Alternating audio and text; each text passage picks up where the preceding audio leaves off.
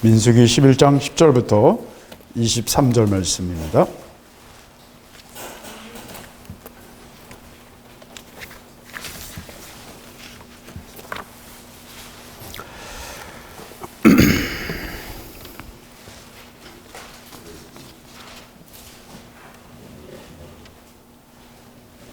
민수기 11장 10절입니다. 구약성경 214쪽입니다. 제가 한 절 읽고 여러분이 한 절 읽고 교독하겠습니다. 백성의 온 가족들이 각기 장막문에서 우는 것을 모세가 들으니라. 이러므로 여호와의 진노가 심히 크고 모세도 기뻐하지 아니하여 여호와여 자오되 주께서 어찌하여 종을 괴롭게 하시나이까. 어찌하여 나로 주의 목전에 은혜를 입게 아니하시고 이 모든 백성을 내게 맡기사 나로 그 짐을 지게 하시나이까. 이 모든 백성을 내가 잉태하였나이까. 내가 어찌 그들을 생산하였기에 주께서 나더러 양육하는 아비가 젖먹는 아이를 품듯 그들을 품에 품고 주께서 그들의 열조에게 맹세하신 땅으로 가라 하시나이까. 이 모든 백성에게 줄 고기를 내가 어디서 얻으리까. 그들이 나를 향하여 울며 가로되 우리에게 고기를 주어 먹게 하라 한즉 책임이 심히 중하여 나 혼자는 이 모든 백성을 질 수 없나이다. 주께서 내게 이같이 말씀하실진대 구하오니 내게 은혜를 베푸사 즉시 나를 죽여 나로 나의 공감을 보지 않게 하옵소서. 여호와께서 모세에게 이르시되 이스라엘 노인 중 백성의 장로와 유사되는 줄을 내가 아는 자 70인을 모아 데리고 회막 내 앞에 이르러 거기서 너와 함께 서게 하라. 내가 강림하여 거기서 너와 말하고 내게 임한 시를 그들에게도 임하게 하리니 그들이 너와 함께 백성의 짐을 감당하고 너 혼자 지지 아니하리라. 또 백성에게 이르기를 너희 몸을 거룩히 하여 내일 고기 먹기를 기다리라. 너희가 울며 이르기를 누가 우리에게 고기를 주어 먹게 할꼬. 애굽에 있을 때가 우리에게 재미있도다 있었다 하는 말이 여호와께 들렸으므로 여호와께서 너희에게 고기를 주어 먹게 하실 것이라.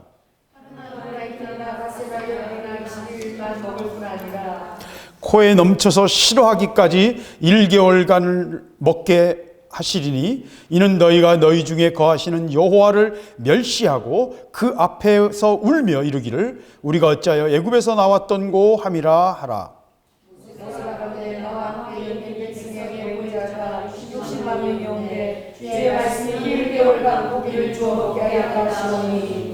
그들을 위하여 양떼와 소떼를 잡은들 족하오며 바다의 모든 고기를 모은들 족하오리이까. 여호와께서 모세에게 이르시되 여호와의 손이 짧아졌느냐 내가 이제 내 말이 내게 이르는 여부를 보리라. 아멘. 네.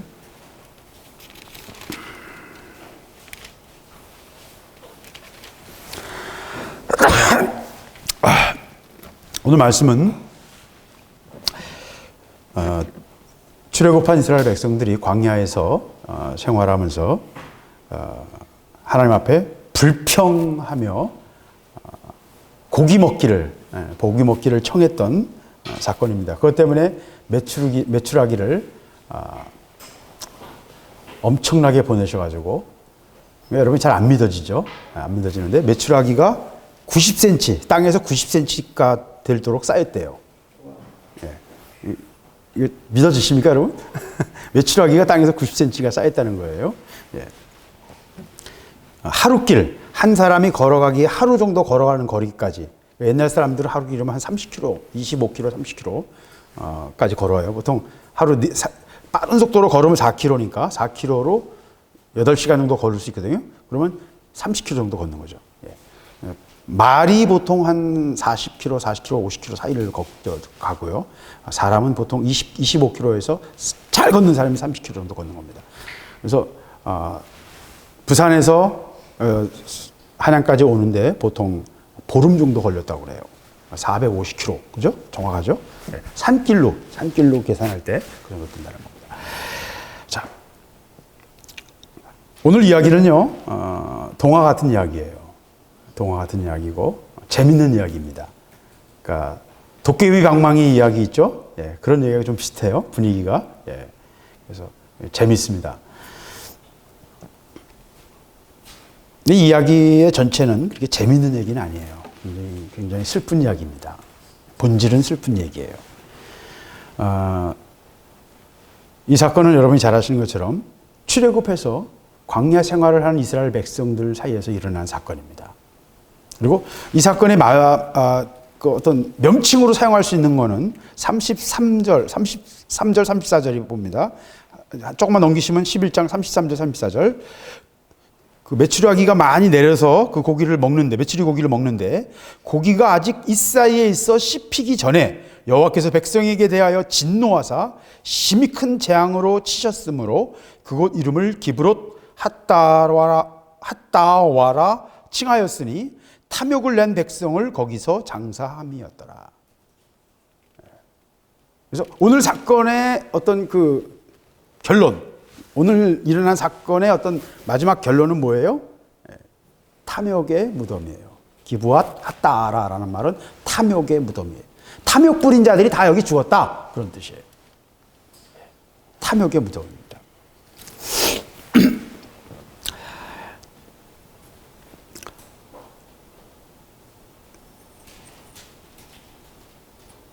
그래서 출애굽한 이스라엘 백성들이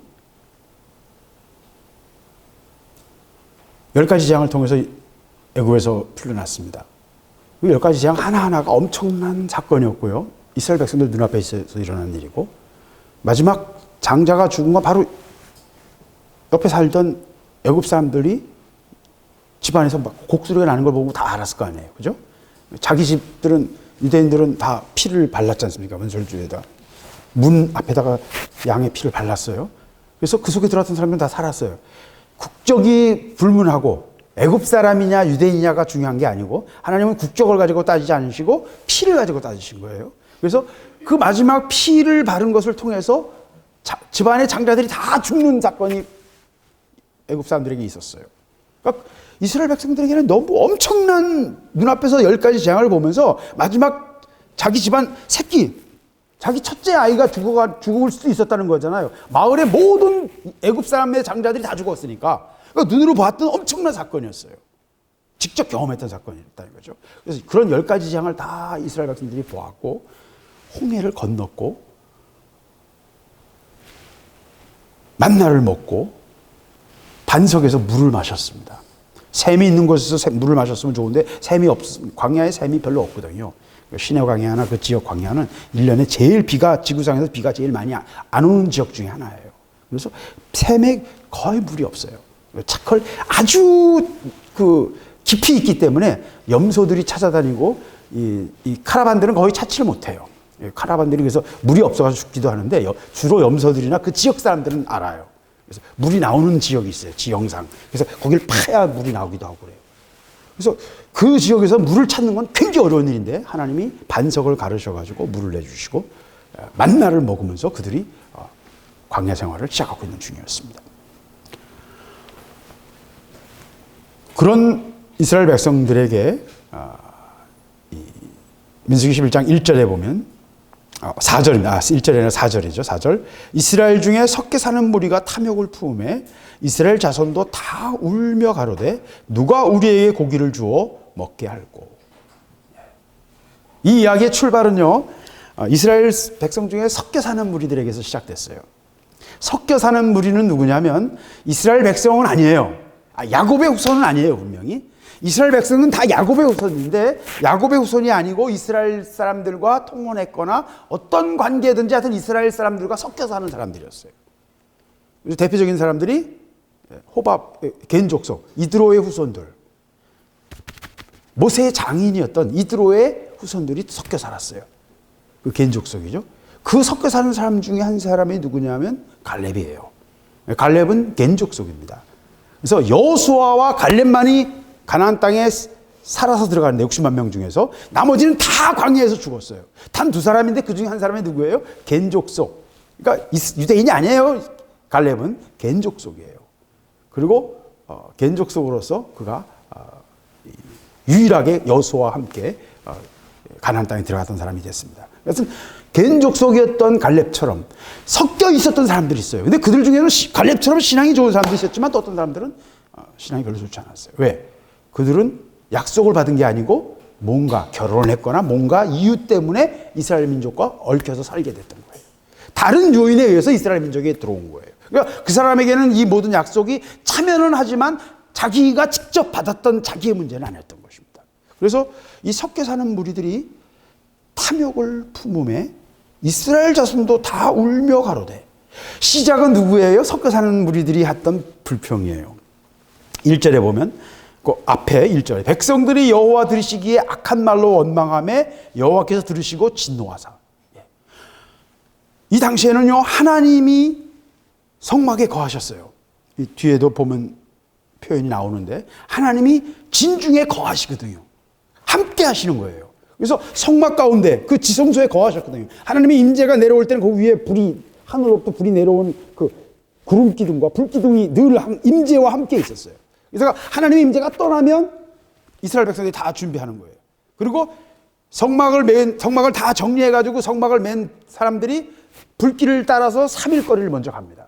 그래서 그 성막을 맨 팀이 먼저 가면서 다음 묵을 장소를 찾아요.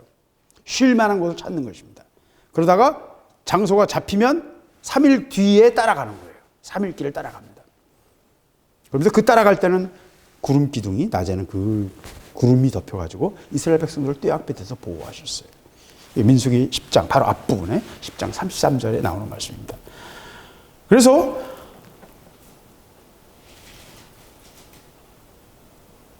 하나님의 임재하심이 있는데 그 임재하심 속에서 하나님이 지금 저기 계시다는 게 눈으로 보고 있는 그런 삶 속에서도 이 사람들은 불신앙을 가지고 있었어요.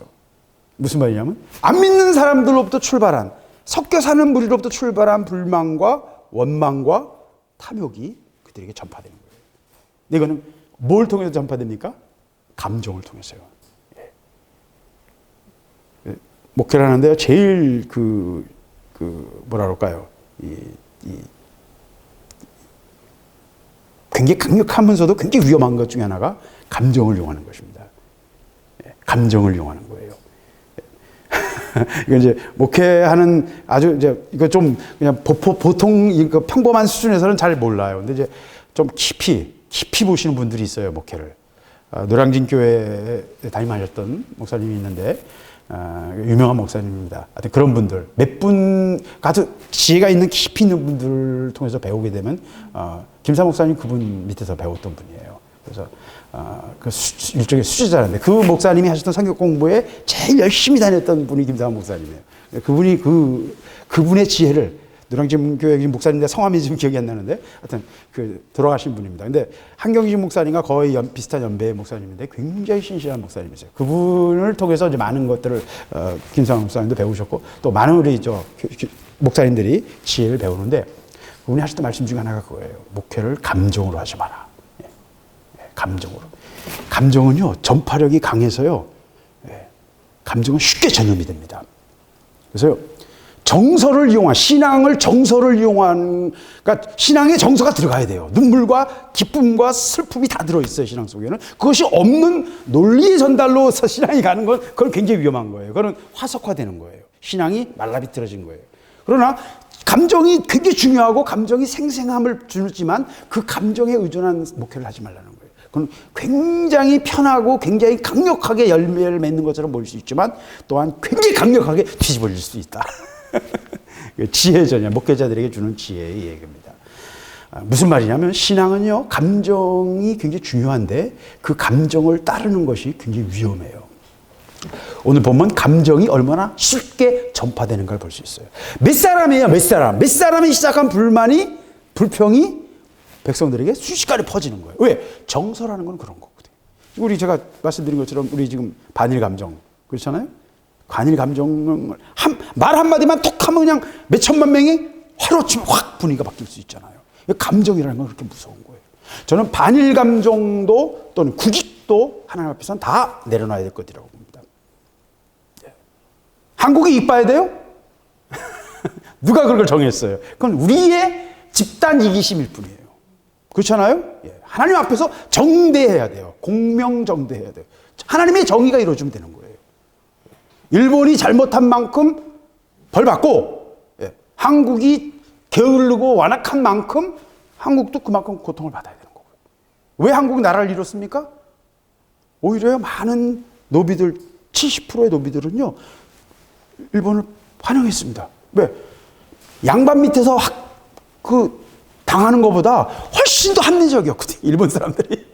일본을 좋게 생각하는 사람들이 굉장히 많아요. 그 얘기는 하나도 전달하지 않아요. 그건 한국인들의 악이에요. 그 자체가. 왜? 진실을 가리우는 거니까요. GDP상 조선 말기와 1945년도까지 그 통계가 없어도요, 얼마든지 그 분석이 가능합니다. 사회학적으로. 분석해보면 엄청난 차이가 격차가 있어요. 교육률만 비교해도 엄청난 격차가 있어요. 이거 다 무시하는 거, 일본은 무조건 나빴다라고 말하는 건 뭐예요? 우리의 이기심이에요. 우리의 악기예요. 그 자체가. 하나님 보시기엔 악한 거예요. 왜? 그건 정직하지 못한 거잖아요. 네. 그래서 감정을 이용하는 거는요, 굉장히 위험해요. 이 감정이 이제 제가 말하잖아. 이번 정권이 촛불로 응해서 촛불로 망할 거라고. 감정을 이용했기 때문에 자기들도 감정으로 망합니다. 하나님이 정하심이에요. 아니, 이 정권이 그렇게 망할 거다는 말하는 게 아니라 그런 원리가 하나님의 정하심이라는 겁니다. 예, 그거 오해하지 마세요. 김 목사가 이 정권이 무너질 것에 대해서 선포했다 이렇게 말씀하시면 안 됩니다. 저는 원리가 그렇다는 겁니다. 감정으로 흥한 자는 감정으로 망해요. 예, 그러니까 하나님의 정하심이에요. 칼 쓰는 자는 칼로 망합니다. 그래서 섞여 사는 무리가 탐욕을 품었는데 그게 쉽게 전파됩니다. 4절에 나오는 탐욕. 이 탐욕은 창세기 3장 6절에 하와가 선악과를 보면서 가졌던 감정과 똑같은 말이에요. 탐스럽기도 한 이때 쓰는 말입니다. 타와라는 말인데 탐스럽게 보이는, 뭔가 매력적으로 보이는 거예요. 예. 뭐가 매력적이었습니까? 이 사람들은 애굽에서 먹었던 그 음식들, 풍요로움들, 그게 매력적이라는 거죠. 그래서 그거를 그리워하고 그것을 다시 가지고 싶다. 그러니까 그렇게 하려면 어떻게 해야 돼요? 돌아가자. 예. 그러니까 아직 결론을 말 안 했지만 결론이 뭐예요? 애굽으로 돌아가자예요. 이 얘기의 결론은. 불평과 원망의 결론은 뭐예요? 애굽으로 돌아가자예요. 5절 보면 우리가 애굽에 있을 때는 값없이 생선과 외와 수박과 부추와 파와 마늘들을 먹은 것이 생각나거늘 이제 우리는 정력이 쇠약하되 이 만나 외에는 보이는 것이 아무것도 없도다. 예. 그렇죠. 광야 생활에서 이제 나중에 한번 가보시면 아시겠습니다만은 광야는요 진짜 없어요. 진짜 없고요. 완전히 모래로만 이제 광야가 어떤 단계를 지나가면요 뭐든 계속 그게 몇천 년 몇만 년 지나가면 완전 모래로 덮여버려요. 예, 모래로 덮여버리기 때문에 그렇게 되는 지역은 이제 그 사하라 사막 같은 또는 사우디 사막 같은 완전히 모래로 된 지역이 있어요. 거기는 이제 완전히 사람이 살 수 없어요. 그러나 그 속에서도 그 광야에서도 사람이 살고 베두인 족속은 살고 사막에서도 그리고 그 사막에도 지형에 따라서 분명히 물이 고이는 데가 있어요. 그걸 아는 짐승들은 거기서 생존하는 거예요. 물이 어디서 난다는 걸 알고 있는. 그리고 베두인 족속들도 어디서 물이 있다는 걸 알기 때문에 근데 그 물 위치가 또 바뀌어요. 왜? 사막에는 모래 언덕이 계속 바람에 의해서 바뀌거든요. 지형이 서서히 바뀌거든요. 그거를 다 인식하면서 그 물을 찾아내는 사람들이 사막에서 살아남는 거예요. 그것이 짐승이건 사람이건 다 똑같습니다. 근데 그 사막보다는 조금 낫지만 그것과 거의 비슷한 곳이 이 시나이 반도이고 또 이 미디안 광야입니다. 그리고 이 사우디 사막의 막 입구예요. 요르단과 사우디 국경 지역. 그 지역을 주로 두른 거예요. 그런데 그 속에서 자연적으로 얻을 수 있는 건 없어요. 양이나 소도요, 자꾸 줄일 수밖에 없어요. 왜? 양이나 소가 60만 명이 양과 소를 끌고 다니면 얼마나 많은 몇 천만 마리가 될 거 아닙니까? 그럼 그 주변에 풀은 금방 다 없어져 버리죠. 금방 다 없어져. 어떻게 감당이 안 되는 거예요. 그래서 그것 때문에 이들의 60만 명의 이 광야 생활은 도대체 불가능하다. 이건 불가능하다. 라고 주장하는 이제 신학자들이 또 있어요. 그래서 또 그들이 주장하는 것 중에 가장 큰 건 뭐냐면 광야에 60만 명이 머물렀던 흔적이 없다. 60만 명이 이렇게 머물고 다녔으면 여기저기 흔적이 남아야 되는데 그런 흔적이 없다. 이거 주장하면서 고고학적으로는 이 60만 명 이야기는 이스라엘 사람들이 이 성경을 썼던 시대에 자기들 그 시대의 숫자를 그대로 광야에다 대입한 거다. 요새 신학자들은 그렇게 생각해요. 그래서 60만 명이라는 숫자, 여기 나오는 여러 숫자 있잖아요. 그 숫자는 각자 이 성경을 썼던 시대, 주로 다윗 또는 솔로몬 시대라고 생각하는데 솔로몬 시대의 그 시대의 각 부족의 인구 숫자를 가지고 이걸 만든 거다. 이런 식으로 설명하는 신학자들도 있습니다. 제가 왜 이런 얘기를 말씀드리냐면 그럴 정도로 광야 생활은 어려워요. 60몇 명이 살았다는 건 상상하기 어려워요. 베두인 족속 열댓 명이 양과 소를 몰고 다니면서 물을 찾아다니면서 또 밤에 떨어지는 이슬을 희미하게 떨어지는 그 이슬에 풀들이 좀 자라고 이끼가 좀 자라거든요. 그걸 또 뜯어먹고 살아남는 거예요. 그러니까 정말 구차한, 정말 간신히 생존하는 그런 종류의 삶이 광야에서만 가능한 삶은 그런 종류밖에 없다는 거죠. 거기서 사는 베두인 족속들은 정말 우리가 볼 때 너무너무 원시적인 삶을 살고 있는 거예요. 그러니까 광야에 들어가서 이스라엘 백성이 살려고 하니까 얼마나 힘들겠어요. 광야에서는 아무것도 먹을 게 없어요, 진짜. 아무것도 없어요. 예. 그러니까 하늘에서 떨어지는 거 외에는 먹을 게 없다니까요. 예. 만나 외에는 먹을 수가 없는 거예요. 만나 외에는 입에 넣을 게 없어요.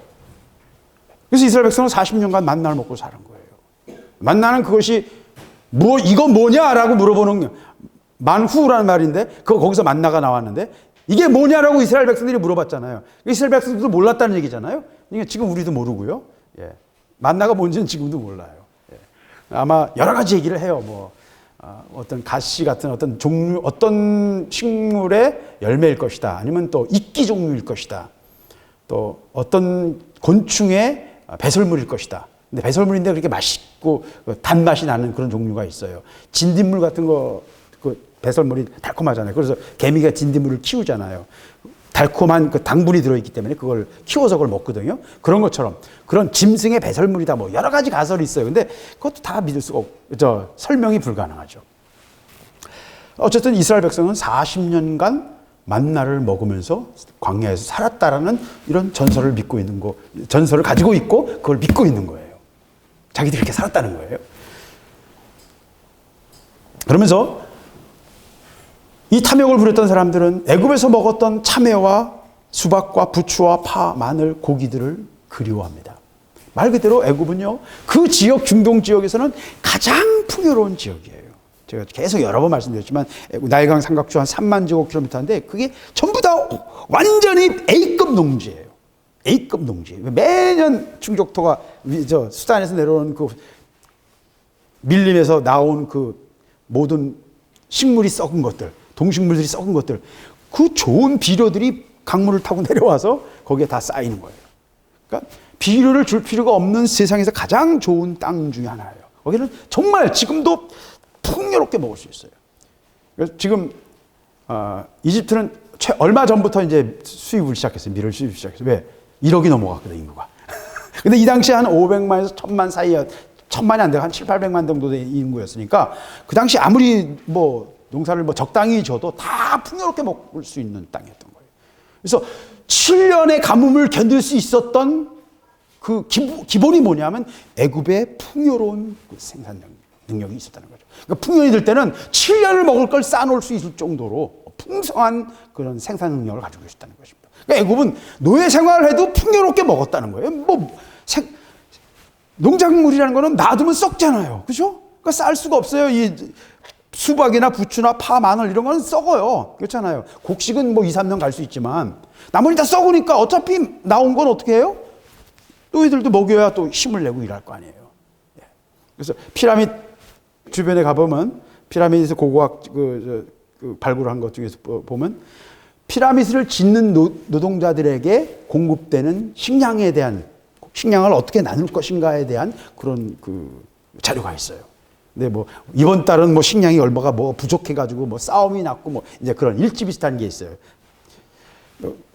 아주 굉장히 재밌습니다. 그걸 읽어보면. 네, 그런 왕의 무덤을 만들기 위해서 몇만 명의 사람들을 동원해가지고 노역을 했던 우리가 람세스 그 국고성을 지으려고 이스라엘 백성들을 괴롭혔지 않습니까? 그런 것처럼 똑같은 사건이죠. 예, 그런 일들을 할 때 왕이 그것을 공급한다는 것입니다. 계속해서 공급해 주는 것입니다. 그래서 그렇게 충분히 공급받은 음식을 가지고 풍요롭게 먹었던 이스라엘 백성들이 광야에서 살면서 만나밖에 먹을 수 없고 물밖에 먹을 수 없는 상황이니까 그들은 고통을 소리를 지를 수밖에 없는 것이죠. 근데 처음부터도 이 이야기를 그들은 소리를 불만을 할 생각을 하지 못했어요. 왜? 하나님의 살아계심이 너무나 명확하게 눈앞에서 드러나니까 너무 엄청난 일들을 계속 보아왔잖아요. 그 엄청난 하나님의 임재하심을 보아왔거든요. 그러니까 딴소리 할 생각이 없었던, 그 마음의 여유, 마음이 그쪽으로 가지도 않았어요. 근데 그 시작이 어디서 시작돼요? 섞여 사는 무리가. 섞여 사는 무리에 의해서 시작되는 거예요, 항상. 불순물은 이게 참 재밌어요. 저는 이런 부분을 굉장히 재밌어 하는데, 고순도 불산, 지금 일본하고 관계에서 문제가 되잖아요. 그죠? 일본이 뭐 허락했다고 그러고 요새 뭐 다 우리가 한국에서 생산한다 뭐 이런 얘기 많이 하는데 다 장난입니다. 진짜는 뭐냐면 정말 높은 아주 정밀한 보통 요새 7나노까지 나와 있는데 7나노, 5나노 정도 되는 정밀한 반도체 그 공정에는 가스로 고순도 가스가 들어가요.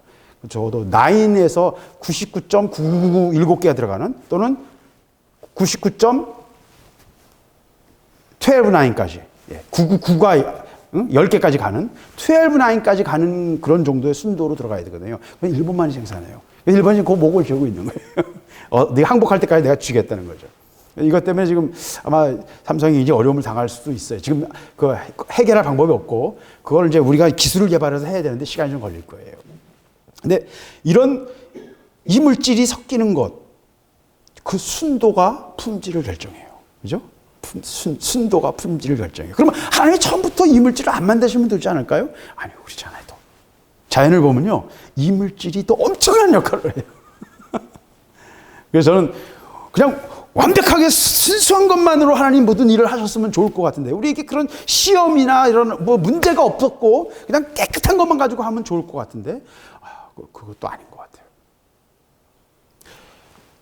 이스라엘 백성들은 지금 엄청난 하나님의 임재를 눈으로 직접 보면서 하나님의 그 동행하심, 하나님의 살아 역사하심을 다 보면서도 뭐가 계속 나와요? 불평이 나오고 원망이 나오고 탐욕이 나오고. 그러니까 임재가 그냥 생활화된 거예요. 무슨 말이에요? 친숙해지고요, 별로 신기하지 않은 거예요. 모든 신기한 거는요, 익숙해지면 더 이상 신기하지 않아요. 그렇죠? 처음 볼 때 신기한 거지. 그렇잖아요. 그러니까 모든 신기한 것들은 다 익숙해지게 돼 있어요. 그러니까 하나님의 임재하심조차도 이제 익숙해지는 거예요. 그냥 습관이 되는 거예요. 늘 하던 대로 하는 거예요. 신앙의 제일 큰 문제죠. 제일 큰 어려움 중에 하나입니다. 항상 하나님 앞에서의 경외하는 마음, 하나님 앞에서 두려워하는 마음을 가지는 것. 이거는 말로는 쉬운데 우리가 그렇게 생겨 먹지도 않았고, 그렇게 살면 또 죽어요. 스트레스 때문에 죽어요. 그러니까 우리 자꾸 잊어버리고요, 생각 안 하고요, 고개를 돌려버리고요. 그게 우리 자신을 지키는 방법 중에 하나예요. 그러나 하나님 앞에서는 그런 방어 기제가 우리와 하나님과 관계에 있어서 여러 가지 문제를 만들 수 있습니다. 그래서 순도가 높으면, 완전히 순수하면 좋을 것 같은데 그건 아닌 것 같아요. 그건 작은 깨어짐에 의해서 전체가 다 망가져요. 그래서 양들을 키울 때나 모든 요새 생태학자들이 발견하는 것 중에 멸종하는 동물들을 어떻게 해야 이 멸종을 안 시킬까 이런 걸 하는데, 그 동물을 잡아먹는 포식자들이 있는데 그 포식자들을 좀 제어하면 이 멸종할 동물들이 살아나지 않을까 이런 생각했어요. 근데 제어하니까 멸종할 동물들도 같이 죽어요. 줄어들어요. 근데 그 포식자들을 어느 정도 일정 비율을 풀어줘야 그 멸종할 동물들이 훨씬 더 쌩쌩한 놈들이 살아남는 거예요.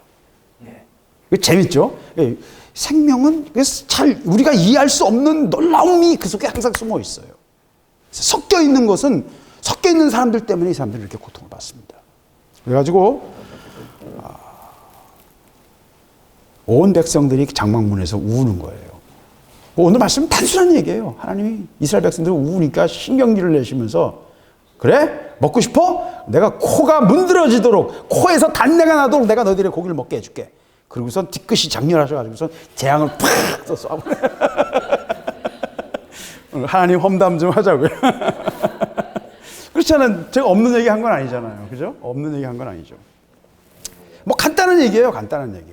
근데 이 울음, 애굽에서 그 먹던 가마솥이 노예 생활이었지만 그래도 먹을 거는 풍족했던 그 삶이 지금 자유인이고 하나님과의 관계가 열렸고 내가 참 은혜를 받지만 내 삶의 이 궁핍함과 내 삶의 팍팍함이 너무 괴롭다. 다시 돌아가고 싶어. 그게 아주 간단한 얘기예요. 우리 신앙생활 속에도 충분히 그럴 수 있잖아요. 그죠? 예, 그럴 수 있어요. 아무 생각 없이 그냥 내 마음대로 살던 때가 좋지. 들나귀처럼. 이건 뭐 이것도 안 되고 저것도 안 되고 막 짜증나고, 예, 그럴 수 있어요. 예. 뒤돌아보는 거죠. 뒤돌아보면 뭐가 돼요? 소금 기둥이 됩니다. 10절, 이제 본문이 이제 들어갑니다. 예. 백성의 온 가족들이 각기 장막문에서 우는 것을 모세가 들으니라. 이러므로 여호와의 진노가 심히 크고 모세도 기뻐하지 않았다. 하나님이 그 우는 소리에 하나님이 이스라엘 백성들이 뭐라고 말 안 했어요. 말은 잡족들이 한 거고 이 사람들 그냥 운 거예요. 그 말을 동의하는 거죠. 애굽에서 먹었던 그 가마솥에서 그 먹었던 다양한 음식이 내가 너무 좋다. 나 그거 참 그립다. 맨날 이 만나만 먹으려니까 맨 처음에 먹을 때 이게 뭐냐 해서 신기하고 너무 좋았지만 맨날 그것만 먹으려니까 미치겠다. 좀 다양한 거 먹고 싶다. 그 얘기예요. 그러니까 인간적으로 보면 너무나 당연한 얘기예요. 그죠? 너무나 당연한 얘기잖아요. 맨날 같은 거 먹는데 짜증나지 않겠어요? 할 만한 말이에요. 이 정도는. 그죠? 예. 근데 하나님은 화를 되게 내세요. 여호와의 진노가 심히 크고 모세도 기뻐하지 않았다. 예.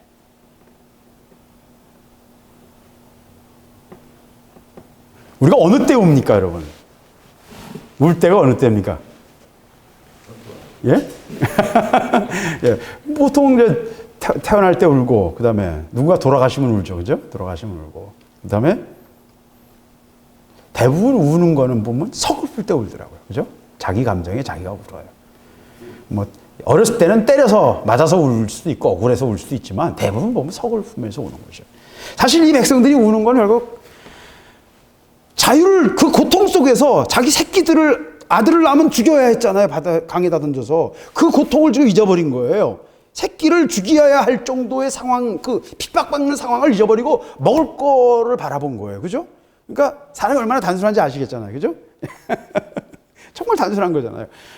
자유를 얻기 위해서 노예로 살지라도 내가 입에 좀 맛있는 게 들어가면 좋겠다. 지금 그 얘기잖아요. 근데 반대로 생각해 보세요. 자기 새끼를 낳아서도 키울 수 없고 죽여야 했던 상황인데, 그럼 잊어버린 거예요. 다. 그러니까 전체를 보지 못해요. 작은 한 가지를 가지고 전체를 안 보고요. 작은 한 가지를 가지고 서운함과 노여움과 어떤 원망이 폭발하는 거예요. 대부분 우리 영적인 어떤 실패와 넘어짐은 대부분 이런 식이에요. 왜? 뭘 못 보는 거예요? 전체를 안 보는 거예요. 작은 것을 가지고 감정적으로 폭발시켜요. 뻥튀기해요. 감정적으로 그걸 막 펌핑하는 거예요. 마귀가 펌핑을 많이 하잖아요. 우리 안에서. 왜 40년이 걸렸습니까? 이스라엘 백성들이 원망하고 불평하고 믿음을 보이지 못했기 때문입니다. 결정적인 건 뭐예요? 믿음으로 서지 않았어요. 바로 민수기 11장 다음에 14장에 보면 가데스 바네아에 가는데 거기서도 또 이스라엘 백성이 울어요. 14장 1절에 회중이 소리를 높여 부르짖으며 밤새도록 백성들이 곡하였다. 왜? 가나안 땅을 정찰하고 왔는데 이게 거인들이 있고 저기는 도체 성벽도 높고 우리가 들어갈 수가 없다. 저놈들이 볼 때는 우리를 메뚜기처럼 볼 것이다. 저들을 점령해 이길 수가 없다라고 하는 10명의 정찰꾼들의 이야기에 이스라엘 백성들이 우는 거예요. 근데 두 사람이 믿음으로 말하는데도 그 말은 듣지 않아요. 무슨 말을 듣느냐가 굉장히 중요해요. 인생을 결정합니다.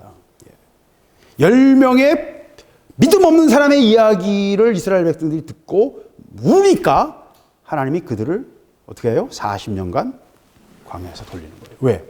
믿음 없는 사람들이 다 죽을 때까지, 우리의 육이 다 갈아질 때까지 가시는 거예요. 하나님은요, 이 구약 전체가 하나님이 우리에게 보여주시는 아주 단순하면서도 너무나 재미있는 그림책이에요. 예. 시청각 교재예요. 신약은 설명문이에요. 신약은 말로 예수 그리스도를 우리에게 말로 설명하고요. 언어로, 개념으로 설명한다 그러면 구약은 그냥 그림으로 자연스럽게 그냥. 예. 여기는 뭐 어떤 진리에 대해서 별로 말하는 것 같지 않아. 그냥 옛날 얘기인 것 같아. 그런데 그 그림을 통해서 우리에게 뭔가를 깊은 것들을 말하고 있습니다. 예. 그림이 더 많은 말을 할 때가 있죠. 2시간의 설교보다 그림 한 장이 더 나을 수도 있잖아요. 그렇죠? 예. 우리의 마음을 더 찌를 때가 있다고. 그래서 이스라엘 백성들이 울었어요. 그리고 하나님도 화내시고 모세도 별로 기분이 좋지 않았습니다. 그러면서 이 감정이 섞여 사는 무리부터 시작되는 감정이 이스라엘 백성들에게 퍼지기 시작하더니 이스라엘 백성 전체가 다 퍼져버렸어요. 그래서 온 진영이 다 통곡을 하고 울어요. 그랬을 때 이 감정이 누구에게가 전달돼요? 모세에게까지 전달됩니다. 그러니까 모세가 평소에 안 하던 짓을 오늘 합니다. 여호와께 여짜오되 주께서 어찌하여 종을 괴롭게 하시나이까? 어찌하여 나로 주의 목전에 은혜를 입게 아니하시고 이 모든 백성을 내게 맡기사 나로 그 짐을 지게 하시나이까?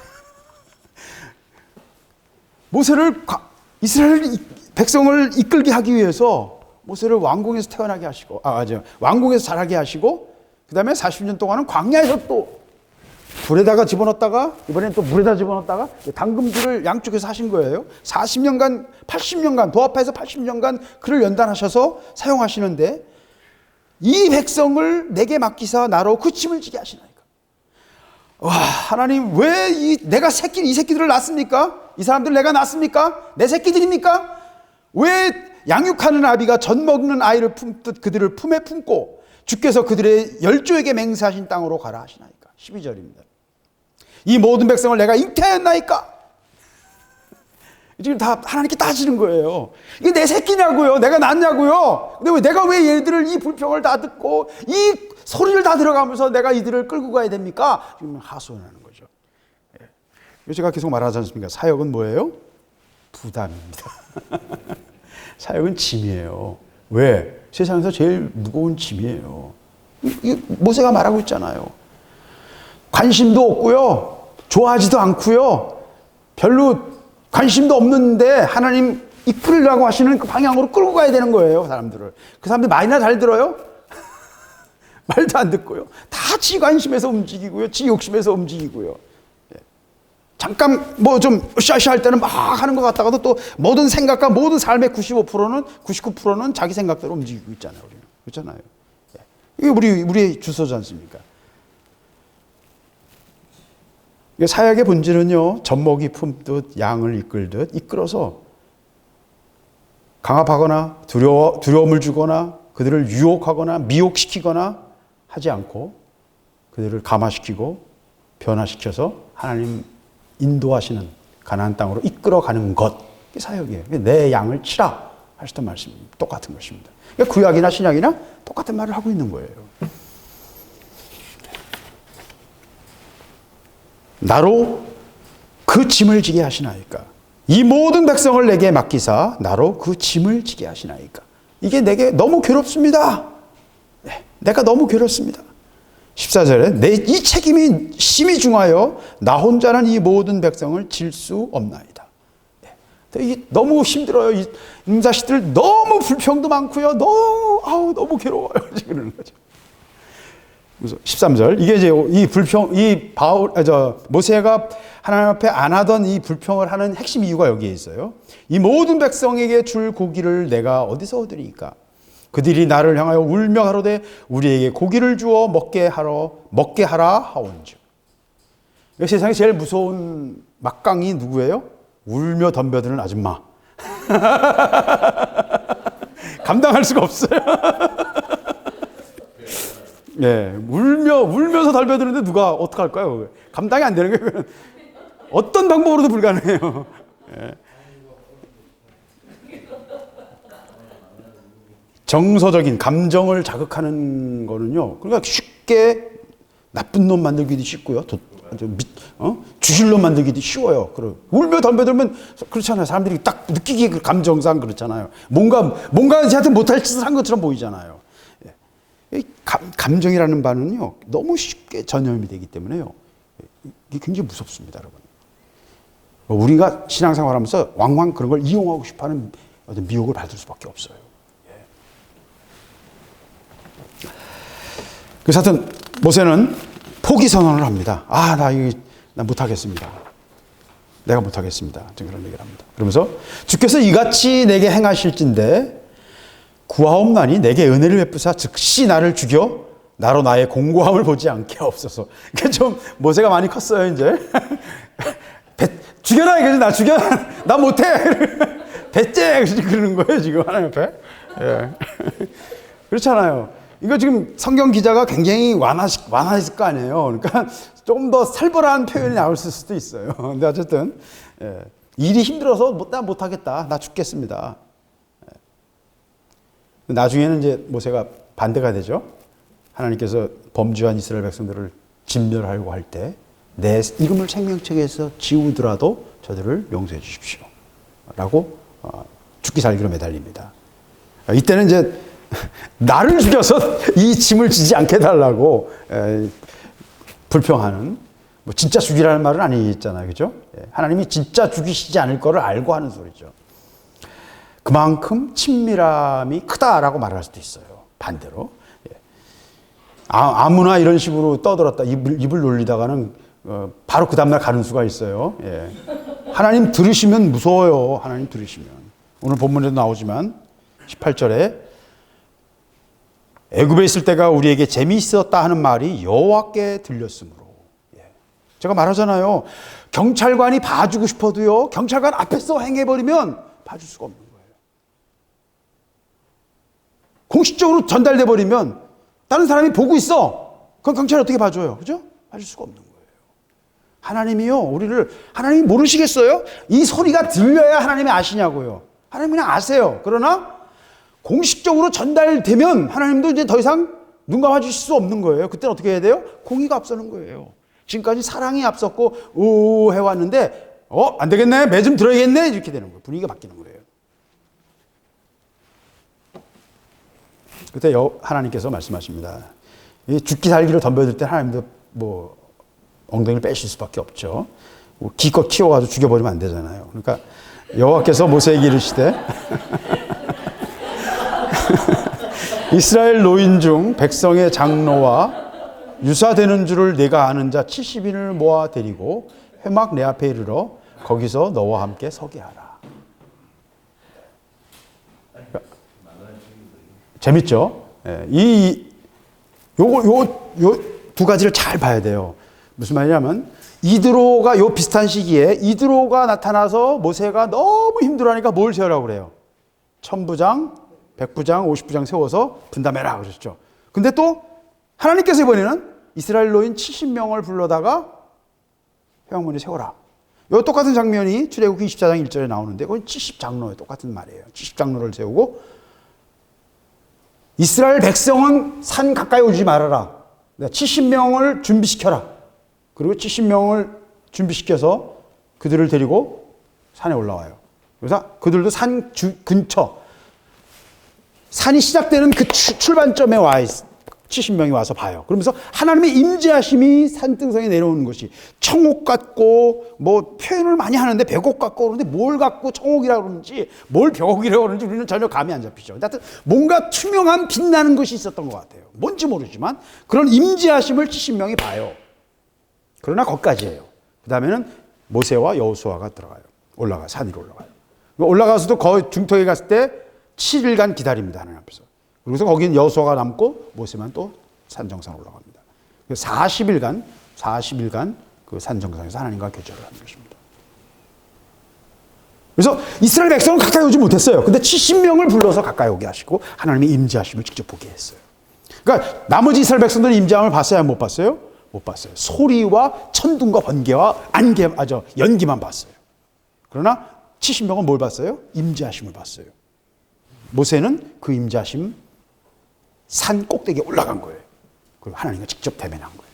여호수아는 거기로부터 내려와서 한 그 중간까지 와서 7일간 같이 정결하게 하는 그 기간 동안 같이 있었어요. 그러나 올라가지 못했어요.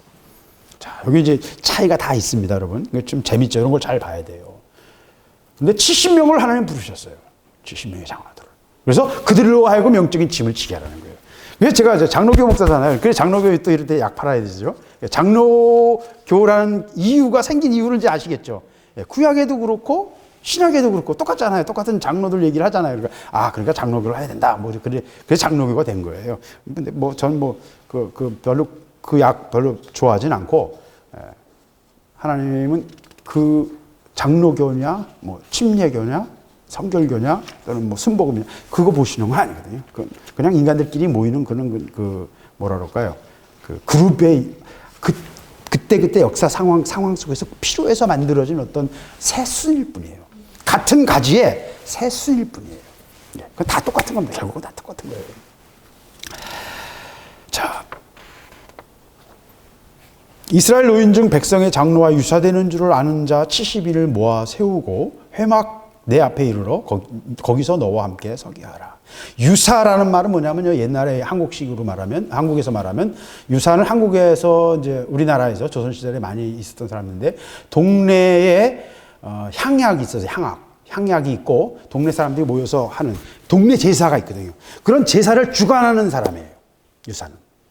그러니까 마을 어르신들도 있고, 어르신들 요새 말로 하면 이장급인데 이장도 아니에요. 이장은 또 개념이 다르고, 유사는 동네의 제사가 그 당시에 옛날에 제일 중요한 일이었으니까 동네의 제사를 주관하는 동네의 총무, 그쯤 됩니다. 향약을 만들어서 또 여러 가지 일을 뭐 주관하고 하는데, 그 외에도 여러 가지 있는데, 유사의 첫 번째 임무라는 제사예요, 제사.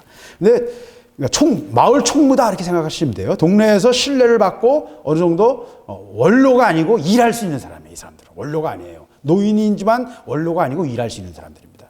그래서 그들을 서게 하면 내가 강림하여서 거기서 너와 말하고 내게 임한 신을 그들에게도 임하게 하리니 그들이 너와 함께 백성의 짐을 담당하고 너 혼자 지지 아니하리라.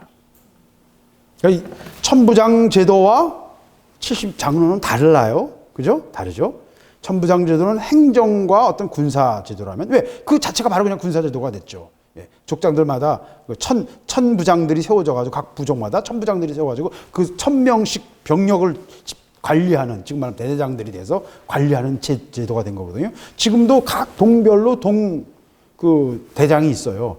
대위나 소령급들이 예비군들을 모아가지고 몇천 명씩 되지만 이게 일개 대대예요. 군 편제는 중대인데 실제 규모로는 대대죠. 그래서 각 동대라고 해서 다 예비군 편제가 있거든요. 그런 것처럼 똑같은 겁니다. 천부장 제도가 있습니다. 근데 이거는 행정과 군사 조직이고, 이 장로는 뭐예요? 영적인 조직이에요. 이게 달랐죠. 서로 다른 것입니다. 근데 이 70 장로가 되기 위해서는 언약의 피, 그들이 산에 올라가기 전에, 그리고 하나님께서 그 제사법을 알려주시기 전에 그들이 과거에 해왔던 대로 언약의 피를 가지고 10가지 재앙의 마지막에 양의 피를 발랐던 것처럼 언약의 피를 가지고 처음 제사를 드리면서 그 70인 장로를 정결을 하게 합니다. 그리고 그들이 하나님 앞에, 그 시내산 앞에 가서 하나님의 임재하심을 멀리서라도 보게 되는 거예요. 그거 없이 갔다 놓아도 돼요? 죽어요. 하나님의 천사들이 돌격해가지고 죽어요. 그래서 너희들 백성들이나 짐승들이 이 산에 가까이 오지 못하게 해라. 천사가 돌격하여 너희들을 죽일까 내가 걱정한다. 하나님 계속 거기에 마음을 쓰시면서 여러 번 말씀하세요. 거룩하심을 지키는 천사들, 그룹 천사들이 있기 때문입니다. 그러면서 그 가까이 온 장로들에게 내게 임했던 신을 그 장로들에게 주어가지고 그 장로들이 너와 함께 짐을 나누게 하겠다 하는 것이 하나님의 말씀이에요. 자, 이 말씀을 통해서 추론할 수 있는 건 뭐예요? 백성의 짐을, 이 사역을 감당하는 건 뭐가 있어야 돼요? 하나님의 신. 구약과 신약은 똑같죠, 그러니까? 그죠? 구약은 다르다라고 생각하시는 분들은 착각하시는 거예요. 구약과 신약은 똑같은 얘기를 하고 있어요. 다만 구약은 그림책으로 말하고 있고 신약은 실제로 행하고 있고, 그리고 말로 표현하고 있는 거, 그 좀 차이일 뿐이에요. 똑같은 얘기를 하고 있습니다. 백성에게 이르기를 너희는 몸을 거룩히 하여 내일 고기 먹기를 기다려라. 너희가 울며 이르기를 누가 우리에게 고기를 주어 먹게 할꼬. 애굽에 있을 때 우리에게 재미 있었다 하는 말이 여호와께 들렸으므로 여호와께서 너희에게 고기를 주어 먹게 하실 것이다. 아까 말씀드린 그대로입니다. 하나님이 아시는 것과 하나님이 들으시는 것, 그건 다른 거예요. 공식적으로 들려지게 되면 더 이상 모른 체 할 수 없어요. 더 이상 눈 감아줄 수 없어요. 그때는 사랑보다는 공의가 앞서게 돼요. 몽둥이가 날아오게 돼요. 하나님의 매는 꽤 아픕니다. 눈물이 찔끔 나는 게 아니고 눈물이 말라버릴 정도로 아파요. 19절 하루나 이틀이나 닷새나 열흘이나 20일뿐만 아니라 20일만 먹을 뿐 아니라 코에서 넘쳐서 싫어하기까지 1개월간을 먹게 하리니 이는 너희가 너희 중에 거하시는 여호와를 멸시하고 그 앞에서 울며 이르기를 우리가 어찌하여 애굽에서 나왔던고 함이라 하라.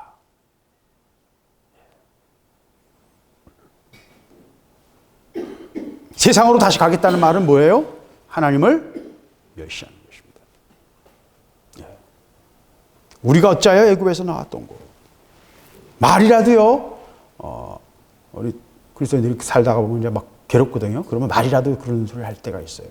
예수 믿는 게 왜 이러냐는 식으로 말할 때도 있고요. 그럴 수 있어요. 근데 하나님 들으세요. 들으세요.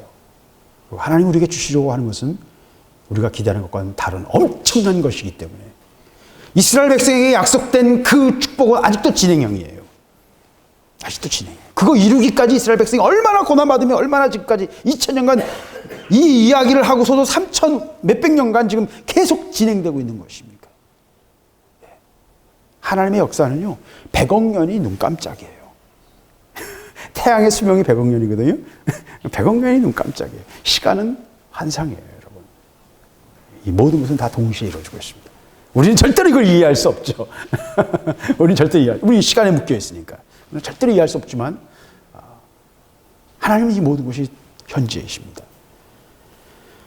그래서 우리가 어찌하여 애굽에서 나왔던고 후회하는 뒤돌아보는 믿음은요 말이라도 하지 마세요, 여러분.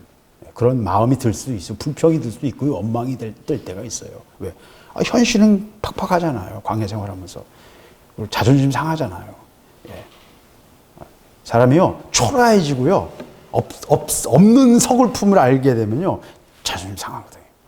그래서 자존심 상하면 막 열나고요 뭐 좀 해보기도 싶기도 하고요. 그럴 때가 있어요. 제가 솔직히 말씀드리면 저도 그래서 제가 UAE 그 사업을 할 때도요 제가 뭐 하려고 했던 것도 아니고 하여튼 어떻게 해서 알게 됐는데 제 속에는 한 10%쯤은 있어요.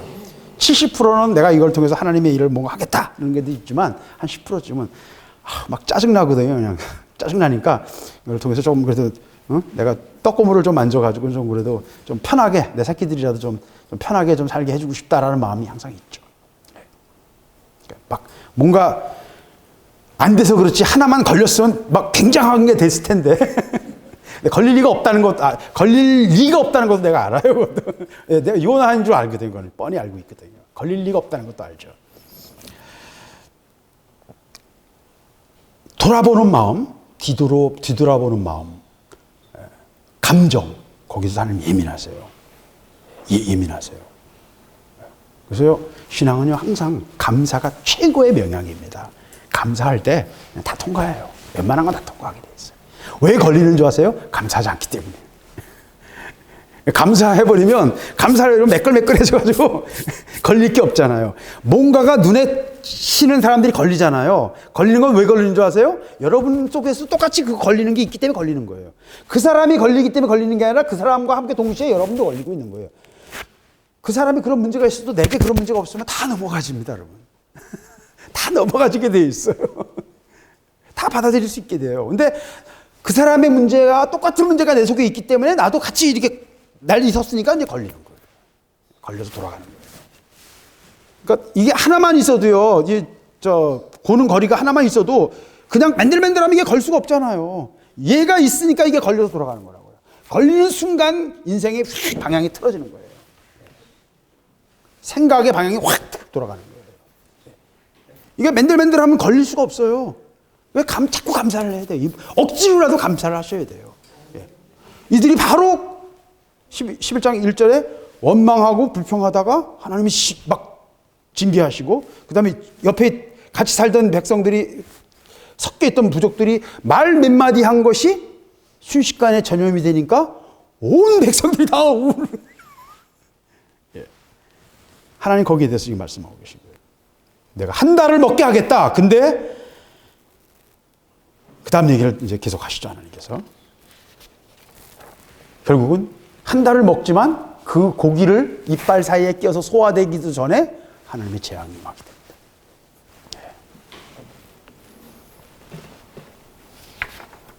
근데 모세가 참 까칠해요. 21절. 모세가 가로되 나와 함께 있는 이 백성이 보행자가 60만 명이온데 주의 말씀이 1개월간 고기를 주어 먹게 하겠다 하시오니 그들을 위하여 양떼와 소떼를 잡은 들을 족하오며 바다의 모든 고기를 모은 들 족하오니까. 이 대드네요. 이제 모세가 많이 컸어요. 그렇잖아요. 지금까지 봤던 그 기적이 얼마나 엄청납니까? 바다를 갈랐잖아요. 바다를. 입체 수족관을 지금 양쪽에 바다가 갈라져가지고 입체 수족관이 됐잖아요.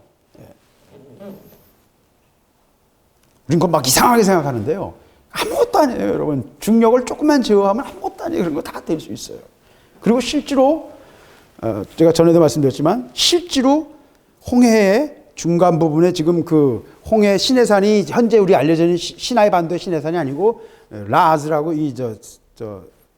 시나이 반도 맞은편에 사우디 지역에 거기에 시내산이 있을 거라고 많은 사람들이 생각하는데 그쪽이라고 생각했을 때는 홍해를 바로 그 아카바만 중간에 건너가야 돼요. 근데 실제로 거기 중간을 영국 잠수함이 2000 몇 년도인가요? 1990 몇 년도인가? 하여튼 지금부터 한 20여 년, 10몇 년 전에 영국 잠수함이 그 지역을 쫙 스캔했어요. 소나로. 그랬더니 지형상 지나갔을 것이라고 생각되는 그 지점이 있어요. 이 반대편에는 솔로몬 시대에 만들어 놓은 비석도 있어요. 근데 하여튼 그 지나갔을 것이라고 생각되는 그 지점만 바닷속에 육교가 있는 거예요.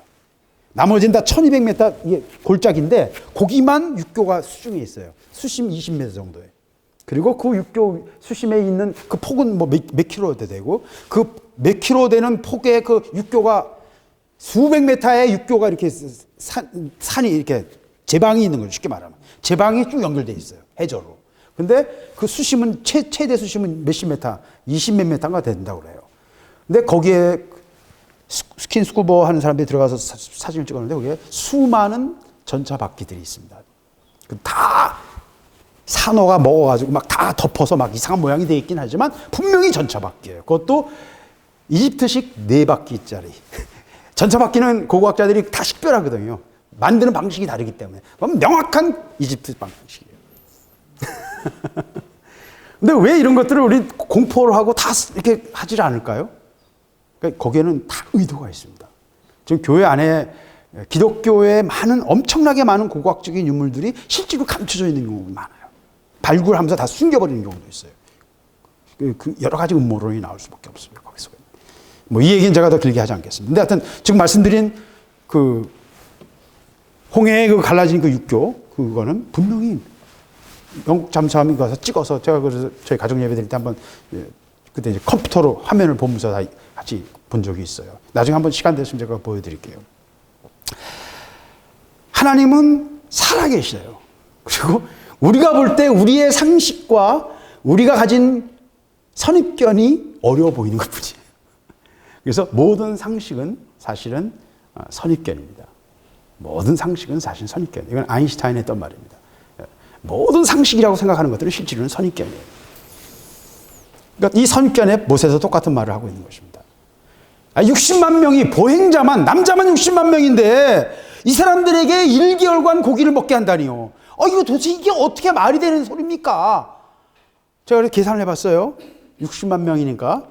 하여튼 남자만 60만 명이에요. 15살 이상 되는 남자만. 그럼 보통 하여튼 60만 가정일 수도 있고 아닐 수도 있어요. 가정은 훨씬 더 적겠죠. 왜냐하면 아버지와 아들일 수도 있고 아들이 둘일 수도 있고 장성한 자는 3명일 수도 있어요. 그래서 60만 거기다가 이제 보통 이제 한 가정 60만 명 한 사람당 그 2-3명의 여성과 아이들 또 노인들이 있을 거라 생각해서 보통 한 200만 명까지 봅니다. 보통은. 근데 왜냐하면 아버지, 아들 두세 명 있을 경우에는 딸도 한 두세 명 있을 거고 아내도 있을 거고 뭐 그렇지 않습니까? 그러니까 이제 그걸 다 계산해서 평균 잡을 때 60만 명에 대해서 한 2명 정도 더하면 180만 명이 되는 거예요. 총 인원이. 한 200만 명, 넉넉 잡아서 한 200만 명 정도 될 것이다. 이렇게 생각합니다.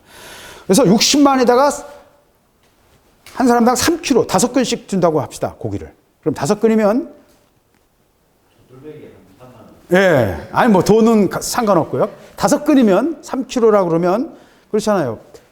150g짜리 요새 저걸로 계산하면 1인분으로 계산하면 20인분이지만 사실은 옛날 사람들은 고기 먹을 때는 왕창 먹어야 되잖아요. 그죠? 그러니까 2근, 뭐 3근 이렇게 먹는다고. 그러니까 5근도 사실은 양은 적어요. 그러나 하여튼 하루에 3kg씩 준다고 생각해 봅시다. 60만 명에게. 그러면 매일 1만 마리씩 잡아야 돼요.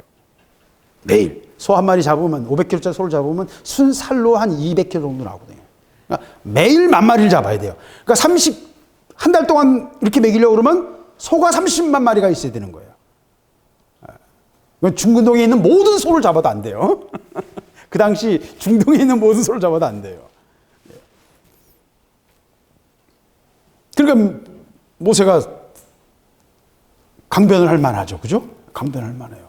애굽에 있는 소를 다 잡아도 안 되고 중동에 있었던 그 지역에 뭐 우르니 뭐 페르시아니 이런 그 당시엔 페르시아는 없었지만 아수르나 뭐 이런 지역들 고바벨론입니다. 그 당시에는 고바벨론이나 그 주변에 있던 지역들이 다 소를 모아서 다 잡아도 30만 마리가 안 된다고요. 그렇게 많이 소는 이렇게 많이 키울 수가 없었어요. 왜? 소는 워낙 커가지고 먹성이 좋거든요. 소를 감당을 못해요. 그러니까 양과 염소는 많이 키울 수 있어요. 왜냐하면 지들이 찾아내면서 산 언덕 위에 올라가면서 숨어 있는 풀들을 먹을 수 있는데 소는 덩치가 커가지고 그거 잘 안 되고요. 굴러 떨어지면 다치면 죽어버리니까 비싼 재산이 죽으니까 그렇게 못한다고요. 소는 풀이 자라는 지역에서야 소를 키울 수 있어요. 염소는 풀이 아니라 이슬을 먹고 자라는 이끼나 작은 숨어 있는 것들을 가지고도 파먹으면서 쫓아다닐 수가 있어요. 그래서 양이나 염소를 키우는 것입니다. 그러니까 양떼나 소떼를 잡은 들은 어떻게 60만 명을 먹이겠습니까? 이게 도대체 불가능합니다. 바다의 모든 고기를 모은들 족하오리까. 근데 이거는 모세가 무식한 거예요. 바다에 있는 모든 고기를 모으면 몇억 톤이 넘어요. 남극해에 있는 크릴만 해도 한 2억 톤 되고요. 청어, 떼, 또 뭐 이런 거 다 더하면 한 5, 6억 톤 넘습니다. 그러니까 뭐 다 모으면 뭐 충분히 되죠. 문제가 되지 않습니다. 그때 하나님 말씀하세요. 여호와께서 모세에게 이르시되 여호와의 손이 짧아졌느냐. 네가 이제 내 말이 내게 응하는 여부를 보리라. 한 말씀 간단히 하시죠. 내 손이 짧아졌느냐. 이게 무슨 말이에요? 손이 짧으면 닿아요, 안 닿아요? 안 닿잖아요. 그죠? 내가 손이 짧아서 거기는 그 문제에 있어서는 내가 못 닿을 것 같느냐 이 말이에요. 내 능력이 나타날 수 없을 것 같으냐 이 말이죠. 내가 이제 내 말이 내게 응하는 여부를 보리라.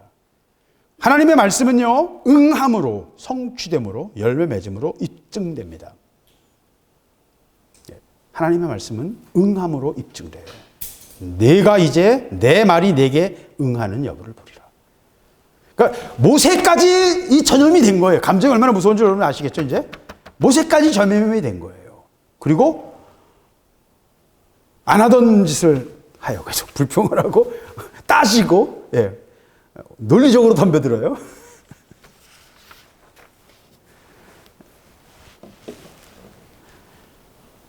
그랬을 때 결론을 말씀드리겠습니다. 하나님께서 바람을 바다에서 부르시고 메추라기를 몰아오셨어요. 하루길 되는 지면 위에 2규빗, 아까 말씀드린 90cm 정도까지 쌓이게. 메추라기가 막 와서 쏟아져가지고 죽어서 90cm가 쌓였다는 거예요. 동화죠? 완전히 동화죠, 그죠? 예. 적게 얻은 자도 10호멜. 한 호멜은 당나귀 한 마리가 지고 갈 수 있는 양이에요. 220리터 정도 돼요. 그러니까 10호멜이라면 드럼으로 11드럼 정도. 드럼통 있죠, 드럼통. 거기에 메추라기 막 담으면 메추라기 한 마리가 100g 정도 되거든요. 그러니까 거기 담으면 한 700~800마리는 들어갈 거예요. 물을 채우면 200리터니까 메추라기 한 마리가 100g 정도 되니까, 예, 채우면 원래는 2000마리가 들어가야 되는데 그러면 완전히 꽉꽉 눌러야 되는 거고 털도 있고 뭐 그러니까 한 1000마리, 700~800마리 이렇게 들어가겠죠. 한 마리가 한 100g 됩니다. 매출하려고 한 마리. 그럼 실제로 살은 뭐 한 40g, 30g 이렇게 되겠죠. 그러니까 얼마 안 됩니다. 그런데 드럼통 11개니까 엄청난 양이에요. 그거 계산해 보니까 한 200~300kg 정도 될 거예요. 살로만. 그러니까 아까 제가 말씀드렸잖아요. 하루에 3kg씩 고기를 공급하면 한 달 동안 90kg인데 그보다 한 1~2배 정도 거둔 거예요. 한 호멜이 220리터니까요. 예. 그러니까 엄청나게 거둔 거죠. 욕심으로 엄청 거둔 거예요. 근데 여러분 제일 웃기는 게 뭐냐면 모든 음식은요. 쌓아놔도 의미가 있어요, 없어요? 음식은 쌓아놔도 음식은 의미가 없습니다. 예, 의미가 없어요. 쌓아놓는 것 이렇게 많이 쌓아놨는데 이 고기 어떻게 할 거예요? 냉장고에 넣어놓을 거예요? 그렇죠? 그러니까 많이들 어떻게 했을 것 같아요? 썩어서 버렸을 것 같아요. 그죠? 근데 그래도 그나마 사막지대고 광야지대니까 건조하니까요. 햇빛만 잘 말렸으면, 예, 습기만 안 맞았으면요. 그 곰팡이 안 쓸어요. 햇빛만 잘 말리면. 그럼 이제 육포를 만들어요. 건포, 말려가지고, 생선 말리듯이 육포를 만들 수는 있어요. 근데 그거 쉽진 않아요. 그것도 잘게 채쳐야지. 그냥 조금만 두껍게 되면 그 곰팡이가, 그 습기가 남아있기 때문에 곰팡이가 쓸어가지고 상해버립니다. 그러니까 쉽진 않았을 거예요. 많은 사람들이 아마 곰팡이 쓸어서 버렸을 거예요. 그러니까 욕심 부린 사람들이. 제가 한 가지만 이야기하겠습니다. 중미에서요, 중앙 아메리카에서 한 동굴이 발견되는데 그 동굴이 굉장히 깊어요. 석회암 동굴인데 굉장히 수십 킬로미터짜리 동굴인데 그 동굴에서 밤에 박쥐가 나와요. 근데 요새는 기술이 좋아져서 카메라가 나오면서 카메라가 그 박쥐 하나하나의 움직임을 찍어서 카메라 안에 인공지능을 연결시켜가지고 그 박쥐의 숫자를 셀 수가 있어요. 또 레이저를 탁탁탁 쏴서 한 마리씩 셀 수도 있고 여러 가지 방법이 있어요. 그래서 박쥐를 셌더니 한 동굴에서 나온 박쥐가 몇 마리인 줄 아세요, 여러분? 몇 마리인지 한번 맞춰보세요. 그러니까 수십 킬로짜리 동굴이에요. 그 박쥐가 2천만 마리가 나왔어요. 한 동굴에서. 여러분 이거 잘 모르실 거예요. 생명은요, 조건만 맞으면 엄청나게 폭발적으로 성장할 수 있습니다. 그러나 그것이 유지되진 않아요. 메뚜기 떼가 조건이 맞으면요, 폭발적으로 성장할 수 있어요. 그 조건은 여러 가지 이유가 있어요. 그 메뚜기를, 그 생명체를, 그 생물체를 잡아먹는 천적, 그다음에 먹이, 온도, 뭐 여러 가지 조건이 있어요. 그 조건이 딱 맞을 때는 왕창 늘어나요. 그러면 메뚜기 떼, 제가 지난번에 말씀드렸죠. 메뚜기 떼 하나를 레이저로 해서 계산해 보니까 수백만 톤의 무게로만 수백만 톤이 되더라. 그러니까 그 메뚜기 떼를 먹는 메추리가 있다면 어떻게 될까요? 수백만 톤을 만들어도 아무 문제 없죠. 이것이 지속되기는 어렵지만 자연 현상으로 얼마든지 일시적인 현상으로는 존재할 수 있어요. 지금도 청어떼, 어떤 조건이 맞아서 청어떼가 만들어지면 수백만 마리가 한꺼번에 100g짜리 청어가 수백만 마리면 몇 킬로예요? 몇 톤이에요? 그러니까 그거 먹으려고 고래들이 이러면서 음파로 이렇게 저걸 치고서 거품으로 이 그물을 만들고 그 밑에서 쫙 올라와가지고 그 청어떼를 먹습니다. 그때 청어떼의 무게가 수십만 톤이에요. 그 중에 1%를 먹는 거예요, 걔네들은. 그렇게 한 번 생명이 조건이 맞으면요, 확 자랄 수 있어요. 그러니까 생명 현상을 우리가 눈에 보던 거, 내가 맨날 보던 거 아니면 이해를 못하니까 이게 말이 안 돼! 이러는 거예요. 그러니까 여러분이 정상이에요? 선입견이에요? 편견이에요. 잘 모르면서 내가 늘 본 것만 가지고 기준을 가지고 이게 맞아! 라고 지금 고집을 부리는 거죠. 예. 그런 선입견이 얼마나 많은지 몰라요, 우리 속에는. 정말 그렇습니다. 그건 과학자들도 마찬가지예요. 과학자들도. 예. 하나님의 그 역사는요, 저는 그렇다고 뭐 기적을 다 설명할 수 있다 뭐 이런 말 하고 싶은 게 아니에요, 여러분. 우리의 억견을 가지고, 우리의 이 선입견과 우리의 어떤 고집을 가지고 하나님 말씀을 뭐라 그럴까요? 폄하하는 그런 마음을 가지지 말라는 얘기예요. 예. 그러지 마세요. 그냥 믿음이 좋으니까 그냥 생각 안 하고 확 넘어가는 분들에게는 뭐 해당 사항이 없어요. 근데 그래도요. 근데 그런 분들은 따지고 드는 젊은이들한테는 무너져요. 그죠? 에이, 그런 건 몰라도 돼. 그냥 넘어가. 그렇게 말할 수밖에 없죠. 왜? 나도 그냥 그렇게 믿고 넘어갔으니까. 그럼 믿고 넘어가면 안 돼요. 여러분이 따질 수 있는 만큼 최대한 따져야 돼요. 오늘 모세가 따지는 거 보세요. 까칠해지니까 하나님께 최대한 따지잖아요. 엉겨붙잖아요. 하나님 앞에요, 여러분 솔직하게 엉겨붙을 때가 있어요. 그 필요해요. 그게 정직이에요. 내 속에 있는 그대로 내 밑바탕을 다 드러내는 거예요. 하나님과 관계는요, 다 드러내야지요.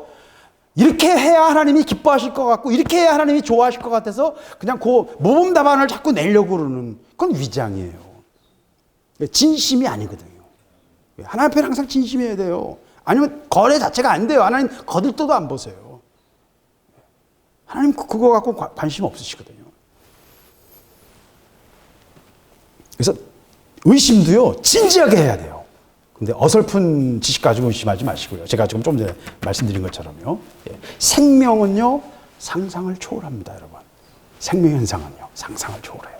제가 말씀드렸던 것처럼 조건만 맞으면 지구만한 박테리아, 지구만한 세균이 지구만큼 자라는 것도 가능하다니까요. 그건 아무 문제 없어요. 생명은 그렇게 될 수가 있는 거예요. 조건만 맞춰주면. 지구만한 큰 실험실을 만들고 계속해서 양분을 공급하고 에너지를 공급해 준다면 세균이, 박테리아 덩어리가 지구만할 수도 있다는 거예요. 물론 실제로 그런 일이 일어날 수는 없어요. 왜냐하면 그 내부는 너무 뜨거워져서 다 죽을 테니까. 그 박테리아가 뭉치면 뜨거워져서 죽어버릴 테니까. 현실적으로는 일어날 수 없지만 제가 이제 강조하기 위해서 하는 말입니다. 그러니까 우리의 억견과 작은 지식을 가지고 하나님 말씀을 분석하려고 하지 말라는 겁니다. 하나님 말씀은요, 하나님의 기준이시고 우리가 흉내내고 있는 걸 거꾸로 생각하고 있어요. 우리를 가지고 하나님 말씀을 분석하려고 그래요. 거꾸로 하고 있는 거예요. 하나님이, 우리의 인간성은, 우리의 인격은 하나님을 모방한 거예요. 우리의 기준이 하나님께 있다니까요. 하나님이 더 먼저이세요.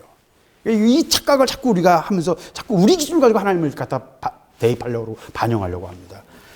이건 말의 문제가 아니라 많은 우리의 오해, 하나님 앞에서의 실패의 원인이 되기도 해요. 하나님 앞에서. 이거는 착각하는 거예요. 이건 약도 없어요, 이런 착각은. 누가 설명도 못 해요. 왜? 그거 그렇게 세밀하게 누가 들여다보고 옆에서 그 얘기 못 해주거든요. 성령께서 깨닫게 하셔야 돼요. 착각이 많아요, 우리 삶 속에서. 신앙 속에서. 착각이 참 많습니다. 자, 고기가 아직 이 사이에 있어 씹히기 전에 여호와께서 백성에 대하여 진노하사 심히 큰 재앙으로 치셨다. 그 재앙이 뭐였겠어요?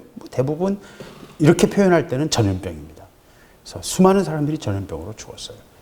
탐욕을 부리던 사람들이 다 죽었다는 거예요. 그래서 기브롯 핫다, 탐욕의 무덤, 탐욕의 무덤.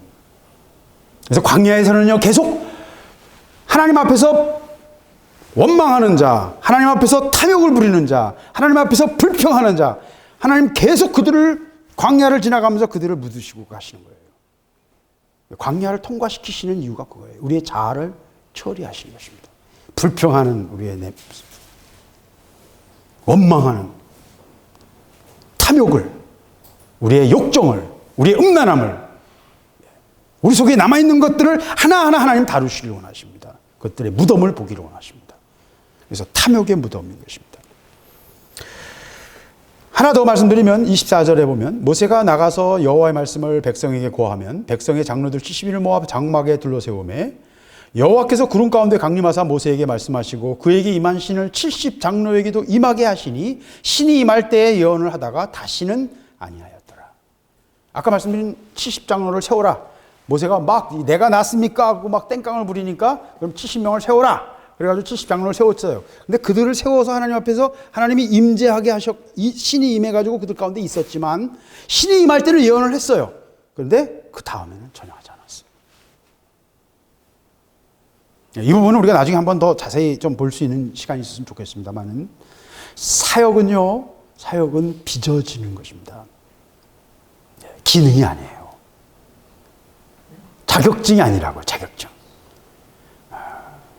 무슨 말씀이냐면 하나님의 신이 한순간 필요할 때 일회성으로 임재하실 수는 있어요. 사용하실 수는 있어요. 나귀의 입도 여실 수가 있어요. 그래서 나귀가 말할 수도 있어요.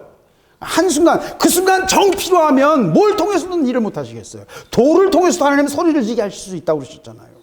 하나님 일하실 수 있어요. 일회적 임재는 가능해요. 그러나 그것이 지속적인 임재, 지속적인 사역이 되기 위해서는 그 은혜가, 그 임재하심을 그가 감당할 수 있어야 돼요. 그게 거룩이에요. 레위기가 계속 말하고 있는 게 그거예요. 우리가 잘 이해는 안 되지만 관점이 너무 다르기 때문에 잘 이해는 안 돼요. 그러나 분명한 거는 하나님의 신의 임재하심을 계속 유지하려면 뭐가 필요해요? 하나님 앞에서의 거룩이 필요해요. 그건 전 이렇게 비유해요. 고압 장비, 여러분 포크레인 같은 거 있죠? 큰 엄청난 힘으로 일하잖아요. 포크레인으로 쾅 찍으면 건물도 넘어가 버리잖아요. 강력한 힘이 그 속에 들어있는데 그 힘의 근원이 뭐예요? 그 안에 유압이에요. 유압. 기름 펌프로 유압을 가지고 압력을 밀어주면 얘가 쭉 당겨지고 압력을 빼면 또 쭉 이렇게 앞으로 팔이 나가고 들어가고 하는 그거를 유압이 뭐라고 그러죠? 그거 펌프도 아니고 실린더. 예, 맞습니다. 유압 실린더가 정확하게 말씀해. 속이 다 시원하네. 유압 실린더가 들락날락 하는 거예요. 그것이 나갔다 들어왔다 하는 그 힘에 의해서 지금 그 모든 일을 하는 거예요.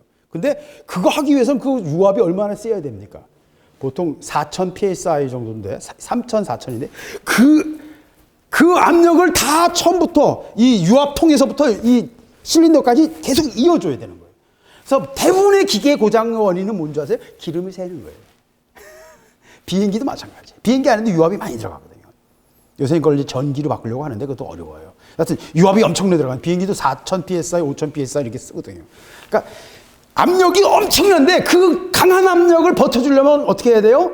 그만큼 강한 것으로 붙잡고 있어야 되는 거예요. 힘을 받아줘야 된단 말이에요. 강한 힘은 강한 저지력, 강하게 붙들고 있는 힘이 있어야 그 강한 힘을 받을 수 있는 거예요. 이건 단순히 물리적인 차원으로 비유하는 것뿐입니다. 하나님의 일을. 그러나 분명한 것은 임재하심이 지속되려면 뭐가 필요해요? 하나님의 임재하심, 그 거룩하심과 그의 영의 역사하심을 받아낼 수 있는 우리의 거룩함이 필요해요. 우리의 빚어짐이 필요해요. 이건 도덕적인 차원으로 설명할 수 없는 하나님 기준의 그 하나님의 압력, 그 하나님의 영광과 그 임재하심이 우리 안에서 역사할 수 있도록 우리가 그걸 버텨내는 거예요. 이건 단순히 어떤 윤리적인 도덕적인 차원만 얘기하는 거 아닙니다. 단순히 기도만을 얘기하는 것도 아니고요. 이건 그 모든 걸 다 포함한 것입니다. 하나님 앞에서의 거룩이에요. 그것을 유지할 때 사역이 있는 거예요. 그래서 제가 아까 시내산에서 설명할 때 가까이 오지도 못했던 사람들이 있고 장로들이 있고 끝까지 따라왔지만 임재까지는 가지 못했던 여호수아가 있고 임재까지 들어갔던 모세가 있었어요. 예, 이걸 잘 보십시오. 26절 하나만 더 읽겠습니다. 엘닷과 메닷이라는 농명되었지만 회막에 나가지 않았던 두 장로가 있었어요. 이 땡땡이꾼이에요. 예, 땡땡이꾼이. 저도 뭐 중학교 때 땡땡이를 하도 많이 쳤는데 그러나 그들에게 신이 임하셨으므로 진에서 예언한지라. 회막에 안 나갔는데 이름만 썼는데도 하나님의 영이 찾아간 거예요. 그 사람을. 여러분 이거 재밌죠? 굉장히 재밌죠? 여러분. 저는 이런 게 재밌어요. 굉장히. 예. 그러니까 이름으로 찾아가느냐 그 자리에 있었기 때문에 하나님이 일하시느냐 이런 차이를 본다 이거죠. 하나님이 어떤 원리로 일하시는가 항상 저는 원리를 본다 그러잖아요. 왜 그러느냐 그 관심이 있거든요. 그러니까 이름만 갖고 좀 찾아간 거예요. 회막에 안 나왔는데 집에 안 누워 있는데도 이름 써놓았으니까 하나님이 그 사람을 찾아가신 거예요. 그러면서 그들이 집안에서 예언을 한 거예요. 집안에서. 예. 이게 무슨 얘기인지 여러분 좀 잘 이게 왜 이런 말을 하시는지 잘 여러분 이해를 못 하실지 모르겠어요. 그러나 여호수아가 그때 말합니다. 내 주 모세여 금하소서. 저들이 진에서 저렇게 예언하는 거를 좀 금해 주십시오. 당신이 모이라고 할 때 모여서 회막 앞에서 성령 역사가 나타날 때 하나님의 신이 임할 때 그 임하는 게 아니라 지들이 혼자 집에 가서 누워있는데 하나님의 신이 임해버려가지고 당신 앞에 서지도 않았는데 예언을 하고 있습니다. 그러니까 저들을 금하십시오. 이렇게 말한 거죠. 이건 뭘 얘기하는 거예요? 모세의 영적 권위 아래 어떤 질서 아래 들어가지 않고 지들끼리 뒹굴고 있는데 하나님의 신이 임해버렸으니까 하지 못하게 하라 이거죠. 그때 모세가 이렇게 말합니다. 내가 나를 위하여 시기하느냐? 여호와께서 그 신을 그 모든 백성에게 주사 다 선지자 되게 하시기를 원하노라. 참 모세가 위대한 사람이죠. 우리가 이거 쉽지 않아요, 여러분. 제가 전에 말씀드렸잖아요. 조지 버거가 쓴 그 하나님 향한 갈망이라는 책에 제가 신학생 때인데 엄청난 그 상당한 그 도전을 줬던 말씀인데, 내 형제가 나보다 더 거룩해지기를 바라고 구할 수 있는 믿음을 가지게 해달라. 내 옆에 있는 형제가 나보다 더 거룩해지기를 내가 진심으로 구할 수 있는 믿음을 가지기를 원하는 거예요. 예. 자기 중심에서 벗어나야 되거든요. 예. 그게 온유예요. 예. 모세가 온유한 자였던 건 바로 그게 온유예요. 자기 중심에서 벗어나야 돼요. 우리가 그리스도의 한 몸인 것을 봐야 됩니다. 그러나 반대로 또 뒤집어서 봐야 돼요. 영적 권위와 질서에 대해서 말하고 있습니다. 이 이야기는. 그죠? 예. 그걸 뭐 저는 강조하진 않겠습니다만 영적 권위와 질서가 있음을 보여주고 있어요. 여호수아의 그 권위, 여호수아가 막 화를 내고 하지 못하게 하십시오라고 하는 말의 이유가 있어요. 그리고 실제로 교회는 지금까지 그렇게 해왔어요. 교회 안에서는 은사, 뭐 예언 이런 걸 굉장히 금지시왔죠. 여러분 좋은 시대에 살고 있는 거예요. 300년 전만 태어났어도 이렇게 은사한다고 그러면 다 화형당했어요. 미국에서도 화형당했습니다. 전부 다 이거 그런 걸 아예 인정을 안 해버렸거든요. 이상한 일이라고 생각하고 그런 걸 다 정죄하고요, 화형시켜버렸어요. 그래서 1600년대, 1700년대 초반까지도 미국 이 동부 매사추세츠라든지 또는 뭐 하여튼 뉴욕이라든지 그때 기록을 보면 이상한 행위를 해가지고 화형시킨 마녀 사냥이 굉장히 유행했어요. 그래서 신앙생활하면서 조금만 이상한 소리 하면 화형당하는 거예요. 자, 오늘 말씀의 결론을 드리겠습니다. 하나님은 하나님의 백성을 이끌고 가시기를 원하십니다. 하나님의 목적을 향해서, 하나님의 계획을 향해서. 그 계획은 너무 크기 때문에 지금도 다 볼 수가 없어요. 그리고 그 마지막 3,500년 걸려서 마지막 어떤 하나님의 역사의 어떤 증거 중에 하나가 이스라엘의 회복을 통해서, 이스라엘이라는 나라가 1948년 회복됨으로써 하나님의 약속이 성취되어가는 그 마지막 단계가 시작되고 있습니다. 하나님은 하나님의 일을 이루어 가세요. 근데 이 당시는 처음 이스라엘이 가나안에 들어가서 가나안에 정착하는 1400년경에 일어났던 사건에 대해서 말하고 있는 것입니다. 그러나 가나안에 들어가기 전에 40년간 광야에서 돌게 됩니다. 왜? 오늘 말씀처럼 원망하고 탐욕을 부리고 음란하고 불평하고 우리 속에 남아있는 우리의 자아를 하나님은 다루시기로 하세요. 이 자아는요, 하나님과 동행할 수 없어요. 우리의 기질은 하나님과 동행할 수 없습니다. 우리의 기질과 우리의 자아에 대한 하나님의 해법은, 하나님의 판결은 하나예요. 죽음입니다. 십자가에서 죽어야 됩니다. 예수 그리스도와 함께 십자가에서 처리돼야 돼요. 그 처리되지 않으면 탐욕의 무덤을 통과하지 않고서는 하나님의 백성으로 순종하는, 승리하는 영적인 승리를 보장할 수 없습니다. 그래서요, 원망도 불평도 탐욕도 음란도 우리 속에 있는 그 모든 것들을 하나님은 다루시기로 하세요. 그래서요, 긁으시고요, 왕왕 우리 그리스도인들을 통과하실 때 광야를 통과시키시는 거예요. 광야에는 여러 가지 이유가 있습니다. 가장 결정적인 이유는 뭐예요? 하나님만 바라보게 하시는 것입니다. 다른 걸 통해서 공급될 수 있으면요, 그거 의지합니다, 사람은. 아까 제가 말씀드렸잖아요. 고기는 썩을 텐데 왜 그걸 이렇게 많이 할까요? 뭐예요? 탐욕이에요. 한국은행권은 여러분 영원할 것 같습니까? 제가 한 가지 말씀드릴까요? 화폐학을 한번 공부해 보세요. 모든 종류의 화폐는요, 다 휴지가 됐어요. 모든 종류의 돈은 다 제로가 됐어요. 수명은 보통 1, 200년 또는 3, 400년. 나라가 길어도요, 화폐는 중간에 인플레이션에 의해서 없어져 버려요. 가치가 없어져서 또 새로 재발행 바뀌어야 돼요. 모든 화폐는 0으로 갑니다. 여러분, 종이 쪼가리를 위해서 인생을 걸고 있는지도 몰라요. 결국은 예수님 말씀 그대로예요. 너희 보물을 땅에 놔두지 말라. 그러니까 표현은 다르고 말은 전혀 다른 것 같지만 결국은 뭐래요? 같은 말씀을 하고 계신 것입니다. 우리가 더 넓은 평수와 더 많은 저축과 더 좋은 학력을 가지고 더 많은 수입을 기대하는 것, 그걸 이게 다 바람이잖아요. 우리가 지금 다 목을 메고 있는 게 전부 그거잖아요. 다 여기에 지금 걸려 있는 거예요. 우리가 전부 다 여기 걸려가지고 탐욕의 줄줄을 메고 이러고 있는 거예요. 뭐 미화시키고 여러 가지 말을 할 수 있지만 아주 단순하게 보면 그거 하나지 않습니까? 그거 다 내려놔야 됩니다, 여러분. 한국에서의 평균을 바라보지 마세요. 하나님은 한국에서 평균을 보지 않으세요. 지구 전체의 평균을 보세요. 지구 전체는 $10,000예요. 우린 $30,000고 지금. 그러니까 우린 과분한 거예요. 그리고 겸손해질 필요가 있어요. 실제로 우리에게 필요한 건 그렇게 많지 않습니다, 여러분. 숨 쉬고 물 마시고요. 뭐 그냥 우리 움직이기 위해서 육신을 에너지를 공급하면 돼요. 그것으로도 충분할 수도 있어요. 그러니까 생각보다 우리가 너무 많이 높아져 있고요. 애굽에서 먹던 생선과 해외와 수박과 부추와 파와 마늘, 이 땅에 우리는 지금 뭐 많이 필요할지 몰라요. 더 넓은 집도 필요하고요. 최신형 핸드폰도 필요하고요.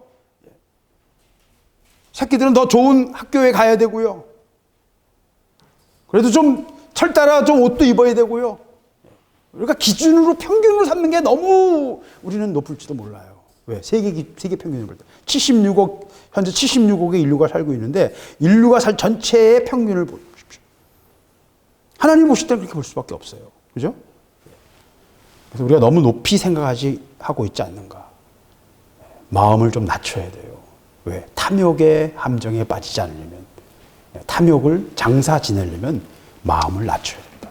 저는 오늘 이 말씀을 통해서 저 자신을 다시 한번 돌아보게 하면서 탐욕의 무덤을 우리가 통과해야 된다. 탐욕의 무덤을 통과해야 된다. 우리 자신이 우리 속에 있는 탐욕과 우리 속에 있는 세상을 향한 모든 욕심과 관심을 내려놓고 무덤에 묻고 아버지 앞으로 나아가는 저와 여러분이 될 수 있기를 바라는 것입니다. 기도하겠습니다.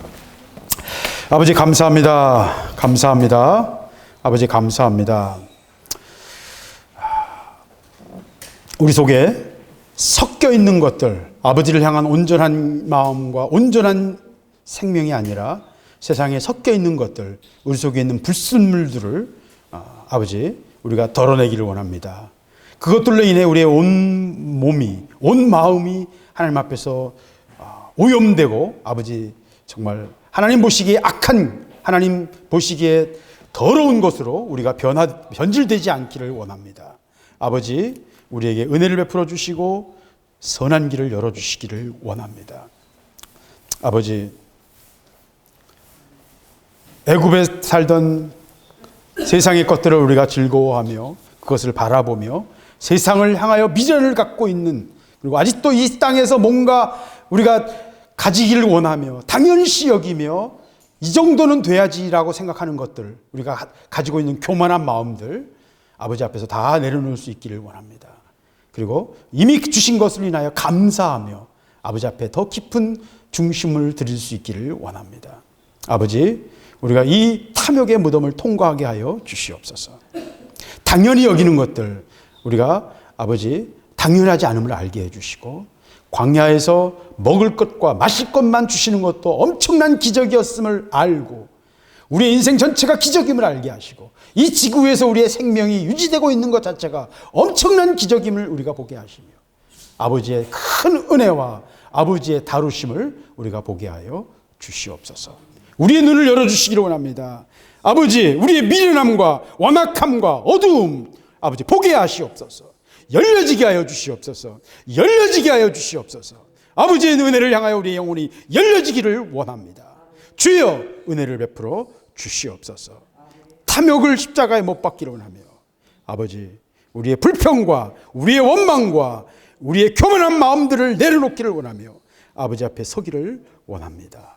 주여 도와 주시옵소서. 온전히 아버지의 말씀 앞에 우리 자신을 드리기를 원하며 아버지의 일이 우리 안에서 이루어지며 이 교회를 통해서 이루어지며 아버지 여기 모인 성도들을 통해 하나님의 일이 이루어지기를 원하며 온전하게 열매 맺는 역사가 아버지 일어나게 하여 주시옵소서. 여호수아와 갈렙처럼 믿음의 눈으로 바라보며 믿음으로 밀고 나가는 하나님의 백성들이 되기를 원합니다. 아버지 덮어 주시옵소서.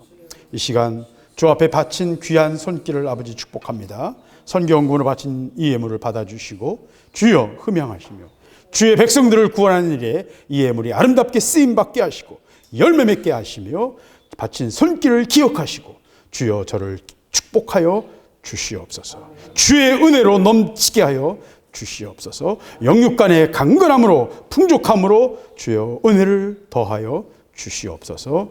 주께서 함께 하시기로 하며 모든 것을 주님께 맡깁니다. 예수 그리스도 이름으로 기도드렸습니다. 아멘. 네, 계속해서 기도하시겠습니다.